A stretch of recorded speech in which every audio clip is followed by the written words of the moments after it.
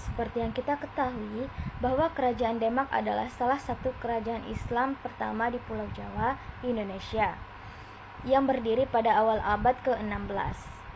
Raden Patah sebagai pendiri dan raja pertama di Kerajaan Demak, yang memainkan peranan penting dalam sejarah penyebaran Islam di Indonesia. Raden Patah diperkirakan lahir sekitar tahun 1450 dan merupakan putra dari seorang raja Majapahit dan seorang wanita dari keturunan Islam. Ia mendirikan kerajaan Demak sekitar tahun 1478 setelah runtuhnya Majapahit yang menandai peralihan kekuasaan dari kerajaan Hindu-Buddha ke kerajaan Islam. Demak terletak di pesisir utara Jawa Tengah dan lokasi ini sangat strategis untuk perdagangan dan penyebaran agama Islam. Di bawah kepemimpinan Raden Patah, Demak berkembang dengan pesat. Ia dikenal sebagai raja yang sangat toleran dan bijaksana, yang berusaha untuk menyatukan berbagai suku dan budaya di wilayahnya. Raden Patah juga berperan aktif dalam penyebaran agama Islam dan ia mendirikan masjid-masjid yang menjadi pusat kegiatan keagamaan dan sosial.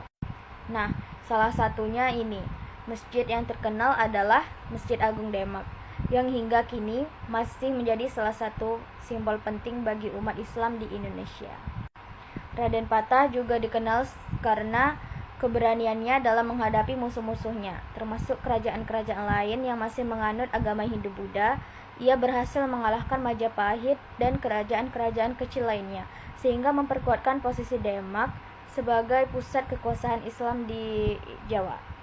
Di masa pemerintahannya, Raden Patah juga menjalin hubungan diplomatik dengan kerajaan-kerajaan Islam lainnya seperti Kesultanan Malaka yang membantu memperkuatkan posisi Demak di kancah internasional. Salah satu pencapaian penting Raden Patah adalah pengembangan ekonomi melalui perdagangan. Demak menjadi pusat perdagangan yang ramai di mana para pedagang di berbagai daerah datang untuk berdagang.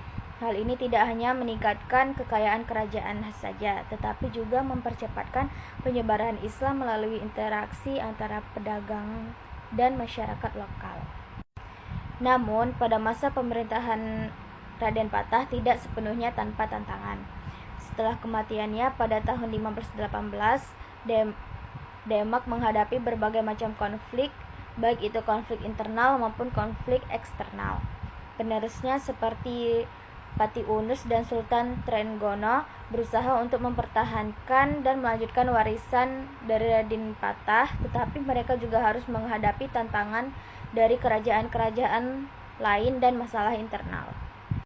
Secara keseluruhan, masa pemerintahan Raden Patah di Kerajaan Demak adalah periode yang penting dalam sejarah Indonesia, terutama dalam konteks penyebaran agama Islam dan peralihan kekuasaan dari kerajaan Hindu-Buddha ke kerajaan Islam.